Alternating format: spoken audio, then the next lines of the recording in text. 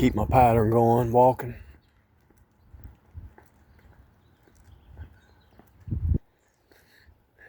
So I had this cult recruiter try to pull me in this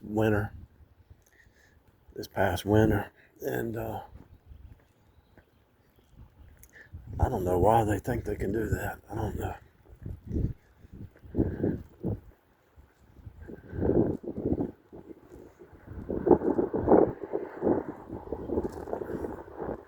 But it was pretty interesting, and it was good. It was a good exercise in mental, emotional, spiritual resilience.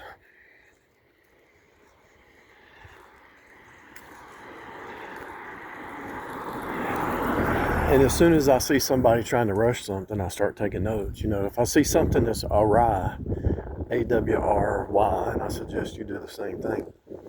If I see something that's awry, start taking notes. You don't have to do that but when you see somebody trying to pull you into something, just start taking notes. Now, when you're younger, it's easy to bounce back. But as you get older, you've got to be really on guard, and you got to guard your heart, guard your mind, guard your spirit, guard your soul, everything. Kind of blows your mind that somebody would even try.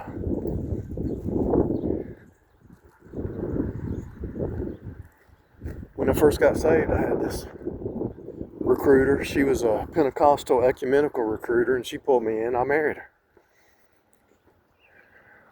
I started seeing the red flags though before I married her, because I thought, well, she's going to be on my insurance, and she's running stop signs and all kinds of stuff, acting crazy.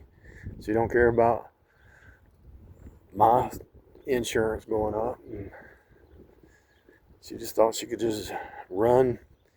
She thought she could just run rampant and do whatever she wanted to do. She didn't know what marriage was. She didn't care. She had her own agenda. But she played the good role. She played the missionary role and the little crying, turn her tears on whenever she wanted to. And we're talking about an adult turning their tears on because they didn't get their way, or somebody called them out on their junk.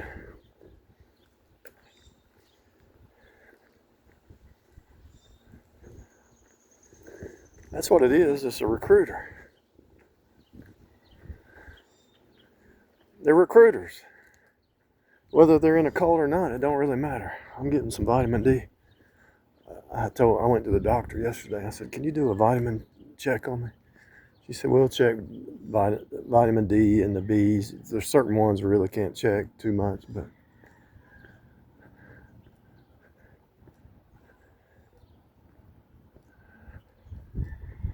I like how they did that front porch on that house.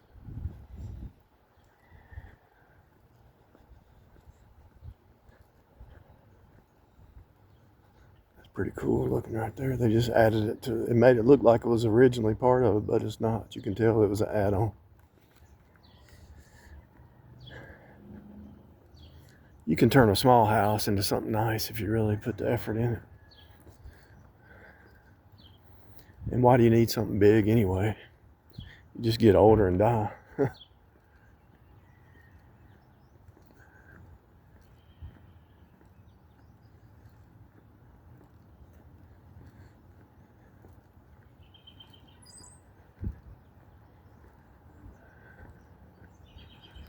This little neighborhood here, they've started remodeling. They made it nice over here.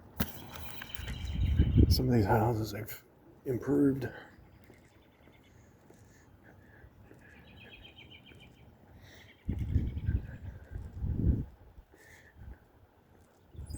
So if you see contradictions, if you see somebody trying to pull you into something real fast, even a church, come see us from Saturday. Come join us. Come join us. I have a secret that they don't know, and I'm going to reveal it. All you cult members, I have a secret. And I'm getting ready to reveal it to the saints. If somebody's trying to pull you in something, whether it's a marriage or a dating or a church that you suspect is a cult or whatever.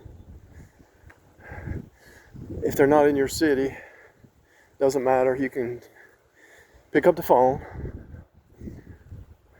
You can just Google the local churches for an independent Baptist, independent fundamental Baptist.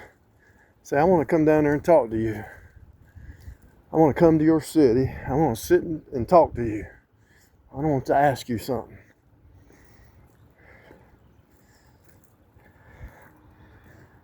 And then tell the recruiter that that's what you're going to do, and they're going to throw a fit.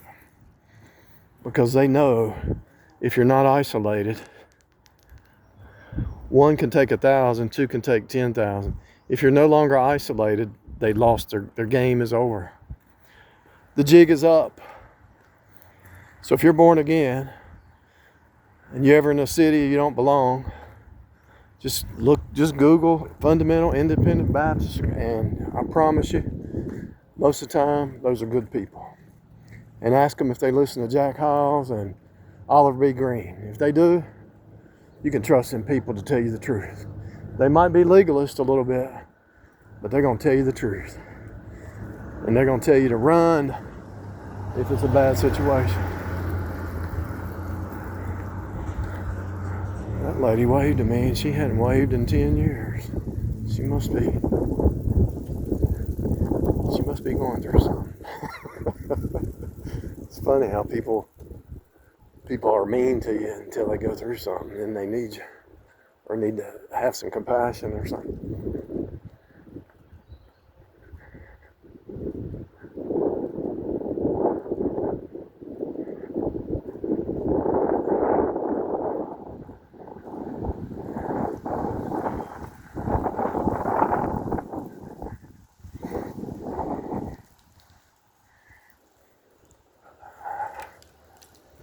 Guard your heart with all diligence, for out of it flow the issues of life. So let's say there is a cult member trying to recruit you into insanity.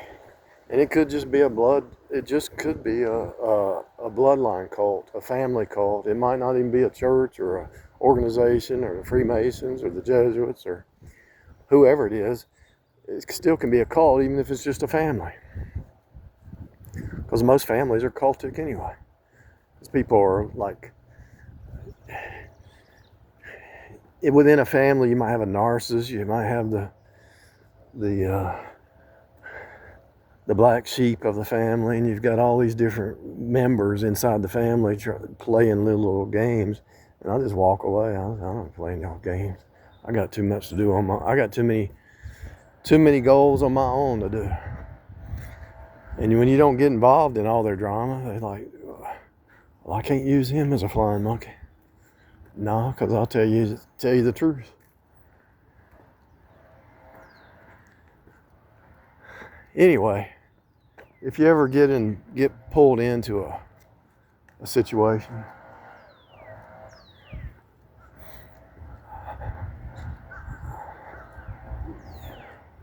all you have to do is go find you a local independent Baptist church, and they're going to tell you the truth. They're going to help you get out if you did get into it. I don't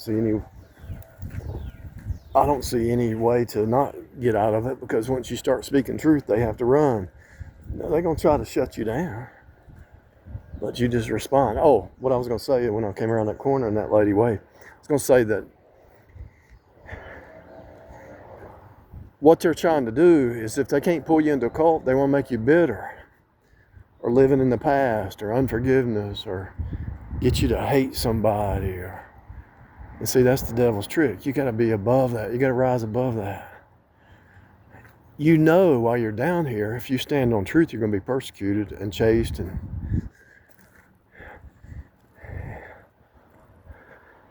is the servant greater than the master? If they did it to Jesus, they'll do it to you.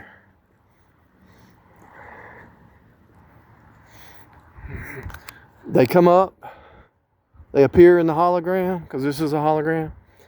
They try their little tricks, it fails, they puff, and they go away. They disappear into the hologram. A year or two later, Another one will show up, appear in your holographic story. You'll decode them, and you'll tell them the truth, and you'll catch them in lies, and they'll puff and they'll go away. Just keeps happening.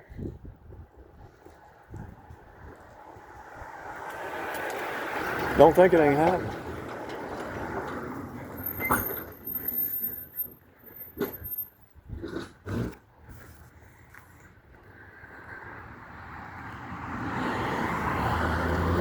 That's a quiet engine right there.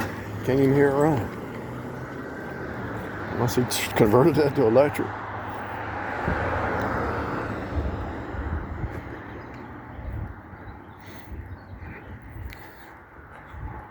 Since I'm walking and getting some exercise, let me talk about that hologram.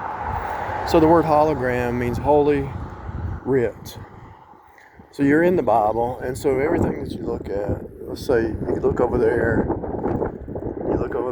and you can see different patterns on their house, right? They got some blue flower pots, got a red car, got the blue and gold on their porch. And you can actually decode a person by what's around them, their clothing, the way they talk, their body language, their vehicle. If you have an agent who's really just a low-grade agent, go check their tags. If their tags are out of date, get away from them, because they're not even managing their own ship. How are they going to come in and help you manage your ship? If somebody can't manage their ship, how are they going to get into your world and help you manage your ship? They're not. They're going to try to tear down your ship. And I found out, if you really try the spirits,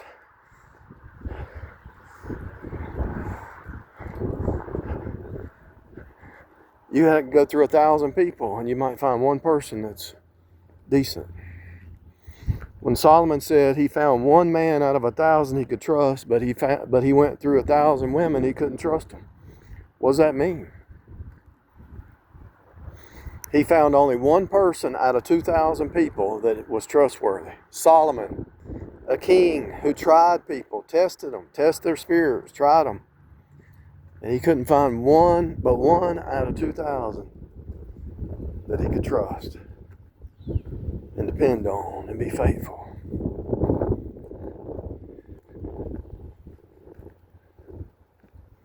What does that mean?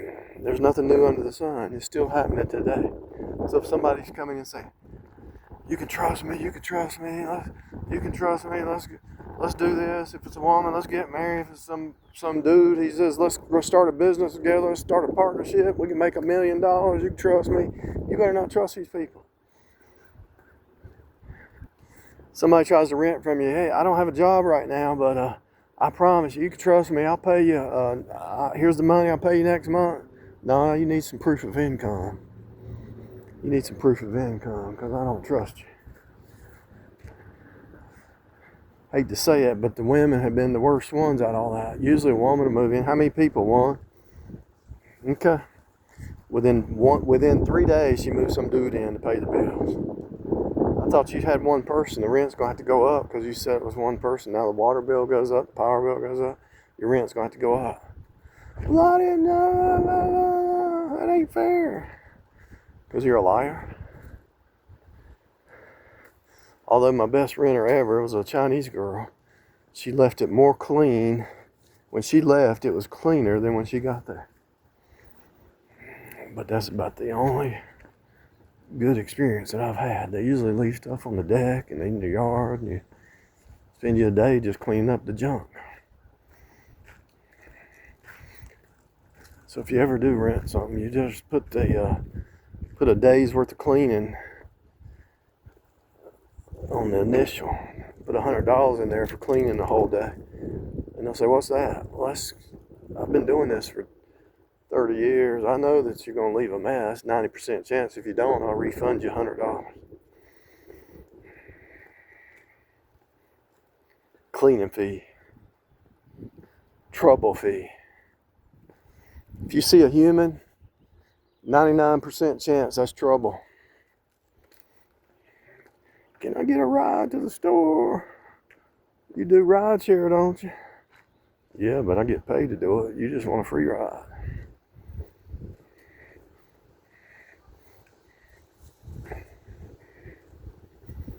I remember my dad one time. He got in my car.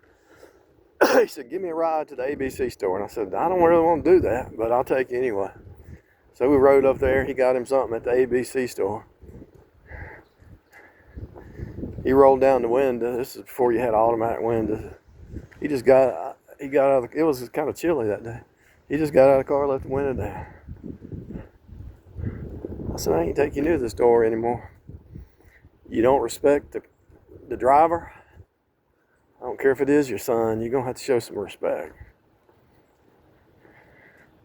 You would think that a husband and a wife would respect each other. Parents and children respect each other. But it looks like people only get in relationships from where I'm standing to disrespect people. They've got that lower nature and they want to project it onto somebody else. They can never be introspective. They don't know how to love their neighbors themselves. And they hate themselves deep down spiritually, and so they have to project it onto somebody else. That's what it looks like is happening. That's what I'm observing.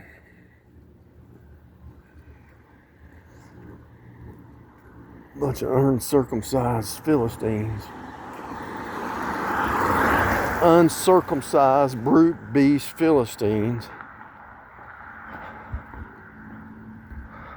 Murderers, harlots, selfish, insane, selfish psychopaths is what it looks like we're in. It's really sad. It's really sad. And you would think the psychopaths would get wiser, try to put on a. They don't even care anymore. I think the narcissists know they've been caught, so they don't even care anymore. They know we know what gaslighting is. They know we know what future faking is. But they still do it. They don't even try to change.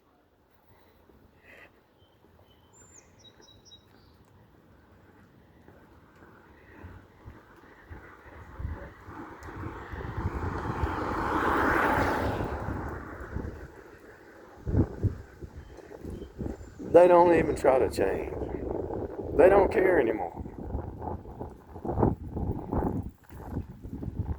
Are you a psycho? It looks like you're a psychopath. Well, I'm good at what I do. Okay, so you don't want to deny it. You just want to admit it. And you're proud of it. Seriously, that happened. I actually said that to somebody, and that's the response I got. I think you're a psychopath. I'm good at what I do. Wow.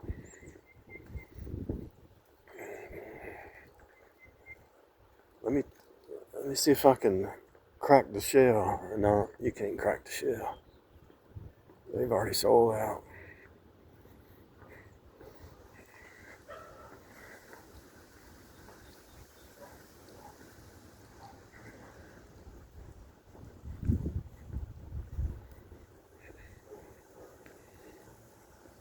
If you ask a woman and you say, I think you're a psychopath. I'm good at what I do. And you're like, really? You're proud of being a psychopath? You're proud of your behavior that looks like a psychopath? For real? If you don't take notes, 6 months later they show back up and say, I'm back. I've changed. Well, all these notes that I've got, which you thought I deleted, we'll just try the spirits again. They usually don't show back up. If they do, they're crazy. If you got the Holy Spirit, you can discern. If you listen to their words, out of the heart, the mouth speaks. If you listen to their words, they are going to reveal what they are. But you got to know your Bible. You got to be educated a little bit, like on what's going on around you in society. You gotta have a little bit of experience under your belt. And you gotta be able to look at your inside, your shadows of yourself. And, you know, like most men, they want to rescue a woman, right? Well, why are you trying to rescue a woman? You need to find a woman that's already strong. And so that goes back to your childhood when you tried to rescue your mom. You want to fix somebody. You can't fix nobody. You're not Jesus. So that goes back to idolatry, where you think you're Jesus. You can fix somebody. If God can't fix them, you can't fix them. If they need that much fixing, you need to send them to a counselor.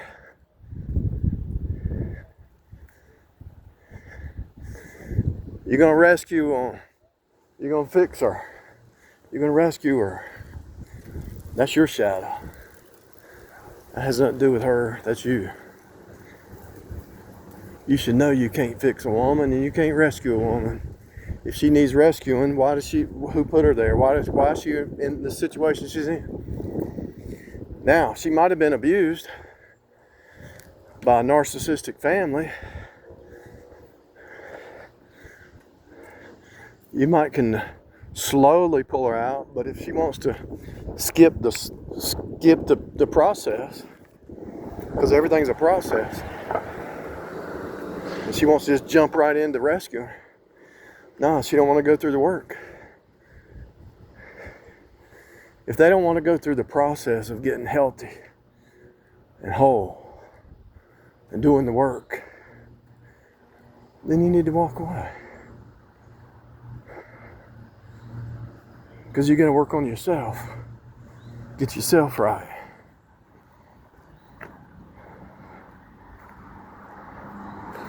We ought to be able to make money off of this.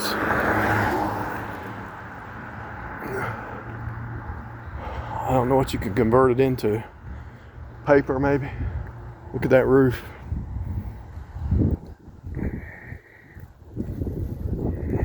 Get you a machine and just sucks all this up and turns it into paper. I don't know what you call this.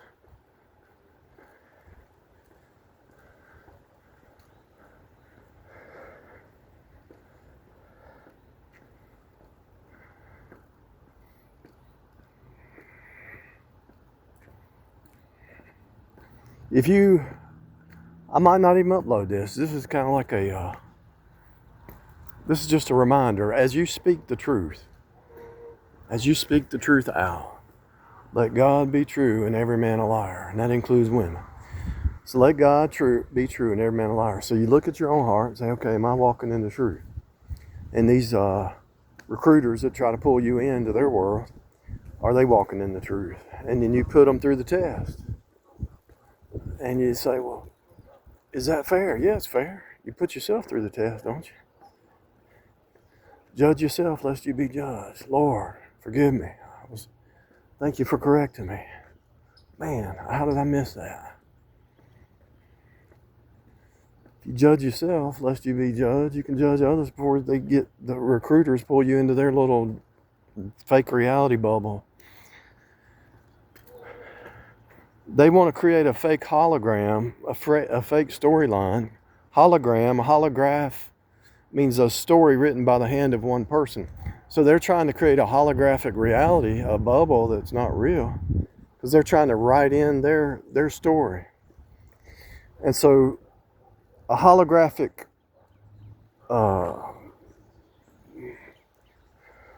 scribbling, it's just them trying to create their own story. Look at these birds. They're not even scared of me. Look at that. They're not scared. Usually they fly away. They're hungry.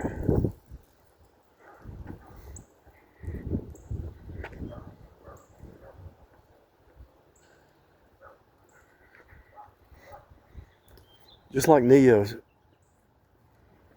Morpheus told Neo, you become a battery. If somebody's trying to recruit you into their world, they're trying to turn you into a battery. There's a lot of husbands and wives, they're just batteries. The spouse don't really love them. They just love them because they have a good job. If they lose their job, they probably leave them. You're just a battery. It's not love. Society has flipped love into a battery.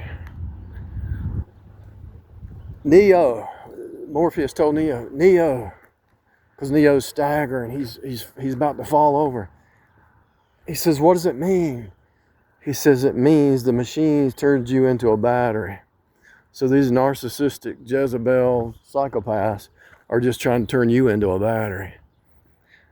Because you got a good job, or you're healthy, or you got some retirement income or something like that. Hey, so they want to turn you into a battery, plug into you and vampire off of you, and don't think it ain't real, because it is.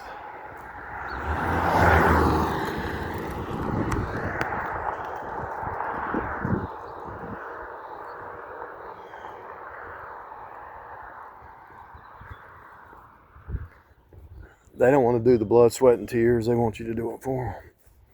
That's what's happening.